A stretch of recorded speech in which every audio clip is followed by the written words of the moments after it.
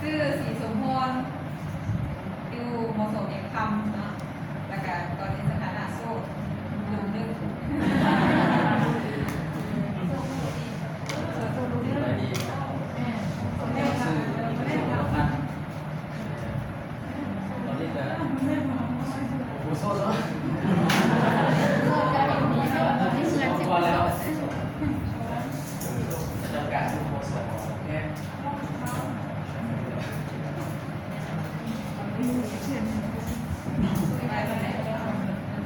สบายดีข้าพเจ้าชื่ออาจารย์ศิลปกรค่ะประจำการอยู่เรียนมศศรีพนาไซเรียนนี้เนาะทำที่ซ่อมมาได้ในงานเจ็บปากอายุของเราหลายเรา54 ปี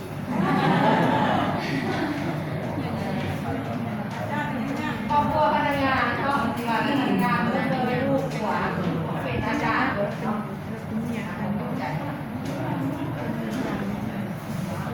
นั่งมาล่ะอาลีโนรากับเป็นตัวสารอยู่ตรงนี้ก็การที่ผ่านทุกวันนี่แหละสถานะการสร้างครอบครัวแล้วอายุของไก่ตอนนี้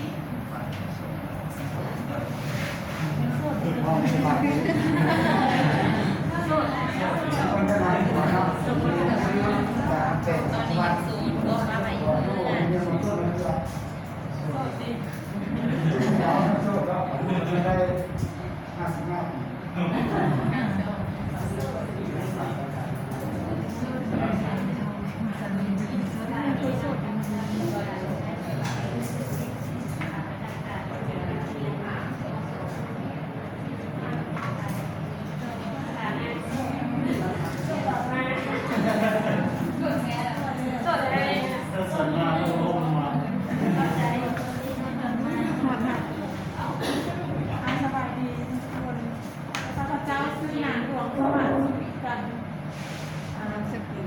สอนอยู่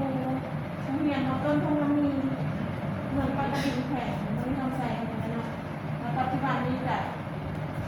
เกือบโสดหรอโสดหรอแล้วเนาะแล้วก็โสดมันควรมานั่งยังโสดที่เป็นโสดเกือบโสด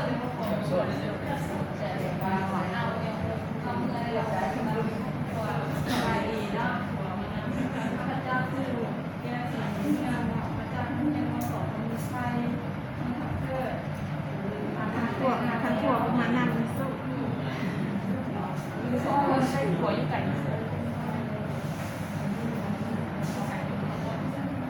แก้วอุกซาไปดีอาจารย์ซื้ออาจารย์รามราชเกี่ยวกับสารวัตรเกี่ยวกับเมืองโค้งเนาะในวันประจำการเมืองตะบูเกณฑ์สารวัตรอายุมันก็ได้32 ปีเป็นหน้าแถวในลูกนึงเนาะตั้งปีปัด3 ปีไปสบายดีบนคนพระเจ้าซื้ออาจารย์น้อยเนาะประจำการอยู่หมู่ซ่อเรียงคำแต่ยังเป็นหัวซ่าอยู่ใน6 ปีแล้วเนาะหัวซ่ามาเนาะสถานะสร้างครอบครัวแล้ว ผัวเฮ็ดเวียกอยู่ไสอาจารย์ สบายดีข้าพเจ้าชื่ออาจารย์เอกที่ครูสอนอยู่โรงเรียนมต้นแก้ววิไลปัจจุบันแต่งงานแล้วเนาะปัจจุบันนี้โสดป้าเมียมาเลย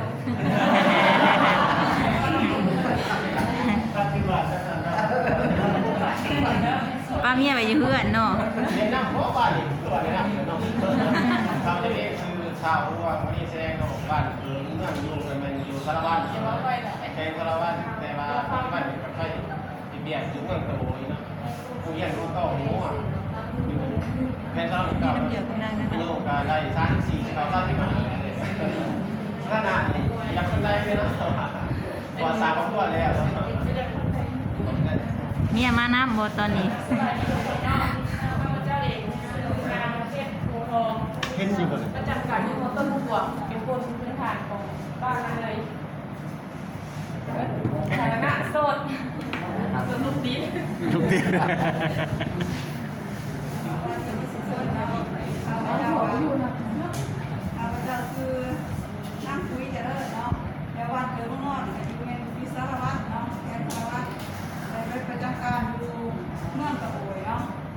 ผู้เรียนมาสอตะโอยก็เลยสารครอบครัวเลยเนาะสารครอบครัวแล้วลูกสองอายุตัวเองมันได้31 ปีเนาะ โอ้ยสารพัดเขาได้ไล่กูบอกอยู่เนาะแบงมากมัน เราเจ้าซื้อจากพี่น้อง ฮะ จากโรงเรียนม.2 ลุงแสนนะเกิดเป็นคนกับไซอายุก็48 ปีสร้างครอบครัวแล้วเป็นในครูก็เข้าใจ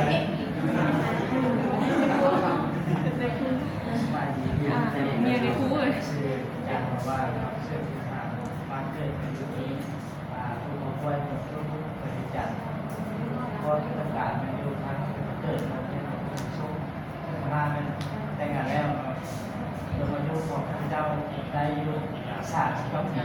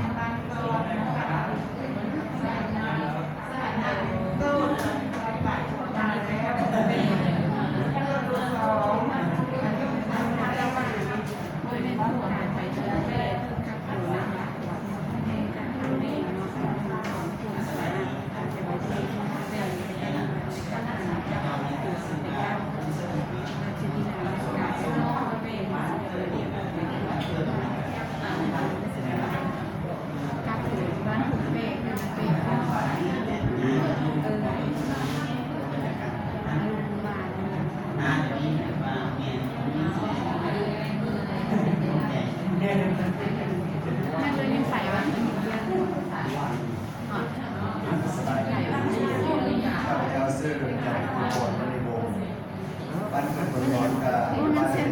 บ้านอยู่น้อยอยู่เกษตรกรครับผมแต่ว่าปัจจุบันนี้ก็หมดประจำการแล้วก็เป็นหมดคนสมัย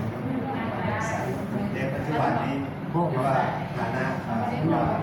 แต่งงานแล้วมีลูกนำกันคนยิง3 ชาย 3ในลูกค